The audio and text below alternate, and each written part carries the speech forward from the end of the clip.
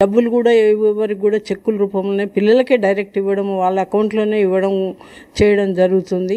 ఎక్కడ కూడా ట్రాన్స్పరెంట్గా ఉండాలి. ఏ దానికి కూడా ఇంకోటి ఎక్కడ ఖర్చు అయినా, ఏ స్కూల్కి పోయినా, ఎక్కడికి పోయినా టీచర్లు వాళ్ళ సొంత ఖర్చుల మీదనే పిల్లల్ని తీసుకుపోవడము, హాస్టల్లో చేర్పించడము, అక్కడ పోయి పిల్లల్ని ఎంక్వైరీ చేయడం, ఇవన్నీ కూడా అంత సొంత ఖర్చులతోనే కానీ ట్రస్ట్ డబ్బుల నుండి మాత్రం ఎవరు కూడా ఉపయోగించుకోవడానికి లేదు. ఇది సంవత్సరంకి ఒకసారి జనరల్ బాడీ చేయడం జరుగుతుంది. ఆ జనరల్ బాడీలో పిల్లల తల్లిదండ్రులు కూడా అందరు వస్తారు.